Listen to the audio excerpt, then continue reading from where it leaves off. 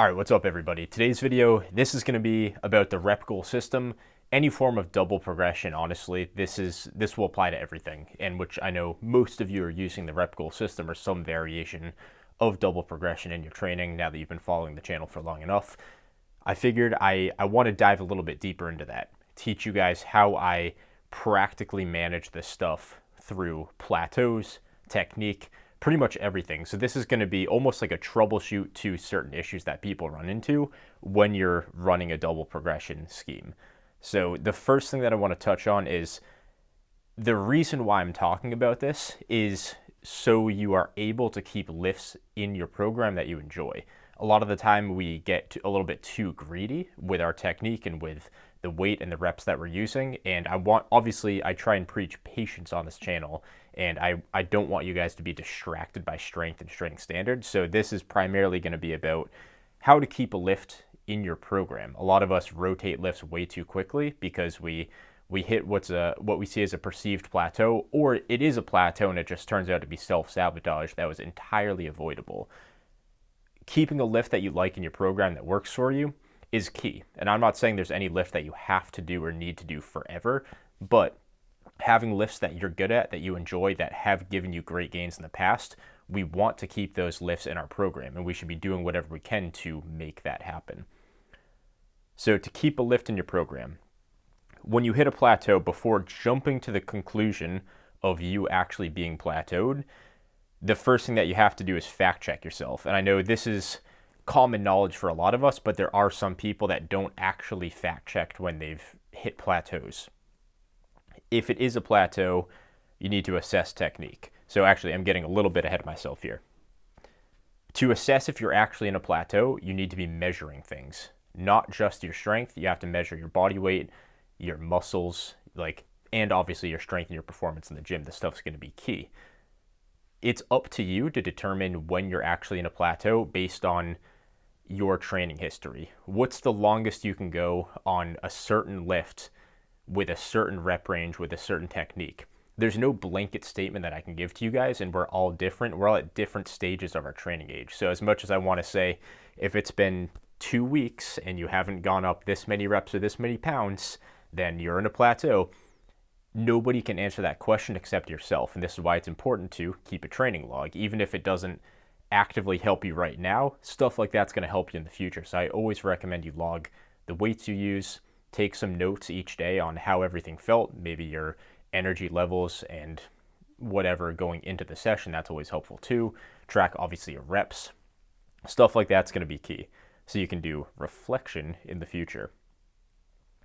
To move on, if it is a plateau, let's say you're actually in a plateau and you're pretty sure of that, the first thing that I want you guys to do is assess your technique. Does your technique need to be reset? Has your technique become less stimulative? Changing technique to add reps faster is a short-term solution that pushes your problem to next week. I've talked about this a ton on the channel, where it's easy, and this is the issue that so many lifters run into, and this is why I'm so much against strength standards. Not that there's no validity to them or anything, but they start to push you to chase the wrong thing. What happens is there's a buffer room that we have when you're training for hypertrophy, because you're optimizing your technique to optimize stimulus on the target muscle. You're not optimizing the total performance and the total strength output from that given lift. What happens is when you do start to slowly optimize the strength performance, you're starting to decrease the stimulation in the actual muscle from that set. What happens with this is if you get greedy and you trim down that buffer room and you're moving to your max capacity in terms of strength, what happens is the set becomes less stimulative in terms of hypertrophy.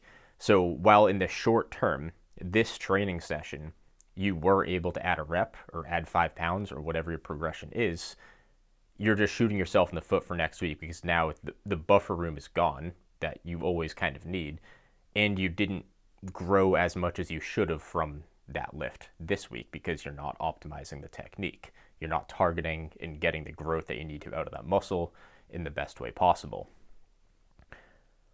Another thing here this is one thing that I like to use, just a little secret when it comes to technique, especially if it does need to be reset. And this is even a good way to ensure that you're actually resetting it and making sure. This is a good way to basically just make sure your technique is good for hypertrophy. And it's going to be something as simple as pause reps. Pause reps can help standardize technique and prevent cheating in that set. This gives you time between reps for mental prep. This helps the physical as well by controlling range of motion and momentum. So there is benefit to pause reps to make sure your technique is good. One, there's the mental benefit to it. And I'm not saying to always go do pause reps on every single lift that you're doing, because you don't always need it, but sometimes it is a good short-term solution. If you get that mental reset to press with the same amount of force, with the right technique, with the right bar path, that can actually help quite a bit. And obviously, when you have to pause each rep, you're basically starting each rep from scratch with the right mindset and the right approach to each rep. There's no momentum that's pushing you through anything. There's no cutting the range of motion, because you know exactly where to pause. And if you're not there, then you just finish the rep and start pausing. It's as simple as that.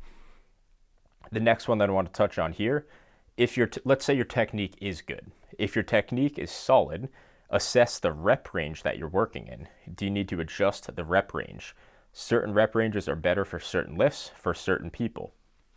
That is complete bro science, but at this point, it doesn't even matter. Like, I'm so over the whole lifting science and whatever. But let's say, whatever, maybe it is bro science, maybe I'm just some random one-off. But what I've found is that certain muscle groups on certain lifts for certain lifters, you get to a certain point where the effective rep range that you're working in becomes less effective if you keep going, or whether you're too high or too low. This happens. I've seen this happen in multiple lifts in my program. The best example I can think of is for my triceps. When I'm doing any type of tricep work, at least most of the lifts that I've done, as soon as I start to average about 15 reps per set, my progression automatically stalls. And that's not to say that my triceps stop growing, because I still have other lifts in lower rep ranges. But once I get that high, I hit the hardest plateau. This happened when I was doing easy bar overhead extensions. I went from about 8 to 10, 10 to 12, kind of in that range slowly over time. As soon as I got to like between 12 to 18 reps per set, I hit a pretty hard wall. So at that point, even though my rep goal was technically a little bit higher on that lift, I needed to bump my rep goal down just a little bit, because I wasn't progressing on that lift anymore. Like, there's just something about that lift or that muscle group, or just me, where I stopped progressing at that given number. This can be the same exact way for lower rep ranges. I found on this machine, if I go less than like 8 reps per set, my progression isn't that fast. The sweet spot for me on these presses is between like 9 to 15 reps per set. And if I go too far below or above that, I don't progress that much. So adjusting your rep range and adapting it. When you're picking a double progression or a rep goal, they're somewhat arbitrary at first, and being able to actually adjust that and not be limited to what you chose somewhat arbitrarily for the rep range that you're working in, you need to be able to adapt if needed. You need to be able to recognize when you need to adapt and adjust that given rep range, or that given scheme that you're working in for progression in your training. So it's as simple as that, guys. I don't have anything profound for this video. This is just some practical advice. If you have any questions, definitely let me know.